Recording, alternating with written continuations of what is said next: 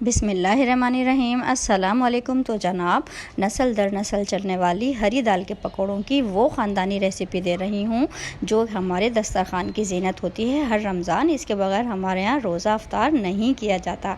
तो बस देख लेते हैं ज़बरदस्त सी रेसिपी। यहाँ पर देखें 1.5 कप मैंने यहाँ पर हरी दाल ली है। मैंने साफ़ सुथरी अच्छी क्वालिटी की दाल है मेरी, अच्छी जगह से आपने लेनी है। तो 1.5 कप यहाँ पर दाल को मैं सोक कर रही हूँ। और कितना सोक करना है, क्योंकि हम कोई मीठा सोडा इसमें नहीं डालेंगे। यहाँ पर देखें, इसको मैंने कर लिया है 6 से 8 घंटा मैंने इसको तकरीबन सोक किया है। तो बग़ैर सोडे के हम अपने पकोड़े तैयार करेंगे। उसके लिए शर्त यह है कि आपने इसको अच्छा टाइम देना है, इसको भिगोना है। मैंने इसको सहरी में भिगो दिया था। तकरीबन ये 7 घंटे 8 घंटे में इतनी अच्छी ज़बरदस्त ये साइज़ में डबल ट्रिपल हो गई है कि हम किसी सोडे की हमें नीड नहीं है। ज़बरदस्त सा फ्लेवर और क्रिस्पी से ये ज़बरदस्त से हरी दाल के पकोड़े कैसे बनेंगे, क्या क्या अज्जा इसमें जाएंगे। सबसे पहले आपने इसको छलनी में रख लेना है। तमाम एक्सेस पानी का निकलना बहुत ज़रूरी है, क्योंकि पानी की अगर इसमें गड़बड़ हो गई तो फिर ये जो है इसकी शेप नहीं बनती है।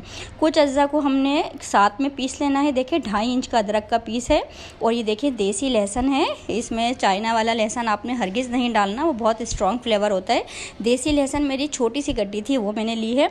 तो एक छोटी गड्डी देसी लहसुन डालना है। 3 से 4 हरी मिर्चें मैंने ली हैं। ये 3 अज्जा हमने दाल के साथ ही पीस लेने हैं। तो सबसे पहले हम इन तीनों अज्जा को चॉपराइज़ कर लेंगे। मैं आपको दिखाती हूँ अदरक, लहसुन और हरी मिर्चों को। ये देखें, इन तीनों को पहले मैंने अपने चॉपर में चॉप कर लिया है। अब हम दाल जो है वो डालते रहेंगे और इसको हम पीसते रहेंगे। आपके पास अगर ग्राइंडर है तो आप इसको उसमें भी कर सकते हैं, अपने मिक्सी का जो जार होता है ब्लेंडर में भी कर सकते हैं। यहाँ पर मेरे पास चॉपर है, मैं इसमें कर रही हूँ। देखिए कितना पीसना है। ये देखें हल्का सा दाना होना चाहिए और बहुत ज़्यादा भी दानेदार ना हो, क्योंकि हम क्रिस्पी से बनाएंगे ना। इसका टेक्स्चर आपने देख लेना है। तो बिल्कुल 2 टेबल स्पून मुझे अगर नीड हुई तो पानी के मैंने डाला है। आपने भी कम से कम पानी में बेहतरीन सा इसको एक टेक्सचर दे देना है पकोड़ों वाला। तो यहाँ पर मैंने सारी पीस ली है। अब देखें कुछ अज्जा को हमने साथ पीसा था और बाकी के ये देखें 4 अज्जा हैं, ये इसमें मोटे मोटे हम इसको चॉप करके डालेंगे। तो अपने टेस्ट के हिसाब से हरी मिर्चें ले लेनी है आपने, जितनी आप खाते हैं। कोई इसमें रेड चिली पाउडर का काम नहीं है। तो हरी मिर्चें 1 मुट्ठी मैंने ले ली हैं, जितनी हमें 1.5 कप दाल के हिसाब से मैंने इसमें हरी मिर्चें ले ली हैं। कम तीखे वाली हरी मिर्चें हैं ये। और इसके साथ ये देखें हम अपने पकोड़ों को जूसी सा बनाएंगे। तो एक मीडियम साइज़ से थोड़ी सी छोटी प्याज है, मैंने वो ले ली है। और 1 बंच हरा धनिया का है। और चौथा इंग्रेडिएंट हमारा क्या है, वो है कड़ी पत्ता। तो यहाँ पर इन तीनों को हम चॉपराइज़ करेंगे। कड़ी पत्ते को मैं बाद में डालूँगी हाथ से चॉप करके, बट यहाँ पर ये मोटा मोटा सा हम इसको आप अपने हाथ से भी कर सकते हैं। मैंने चॉपर में हल्का सा बस एक दफ़ा ही मैंने इसको किया था। ये देखें कितना मोटा मोटा प्याज भी हो गई है और हरा धनिया और हरी मिर्चें भी।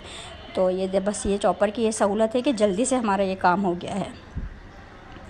तो हरी मिर्चों का मैं आपको बता दूं, अपने टेस्ट के हिसाब से लेनी है। मैंने 1 मुट्ठी हरी मिर्च इसमें ली थी और ज़बरदस्त सा फ्लेवर आता है हरी मिर्चों का। और प्याज जो हमने डाली है ना, तो देखें बिल्कुल भी आपके जो पकोड़े हैं ना वो खुश्क सूखे सूखे नहीं होंगे। अंदर से काफ़ी जूसी पकोड़े आपके तैयार होंगे अगर आप एक छोटी प्याज डाल लेते हैं। तो सोडा वगैरह तो देखें यहाँ पर हमारा कड़ी पत्ता रह गया था, वो भी हमने डाल दिया है। इसको हम चॉप करके डाल देंगे और अब हम इसको फ्रिज में रख रहे हैं तकरीबन 15 से 20 मिनट के लिए। ये देखें आप इसका टेक्सचर। लास्ट में मैंने इसमें नमक डाल दिया है। जब हम फ्राइंग करने जा रहे हैं उस टाइम पर मैंने इसमें नमक ऐड कर दिया है। तो बस अच्छी तरह से मिक्स करेंगे, पकोड़े फ्राई करेंगे।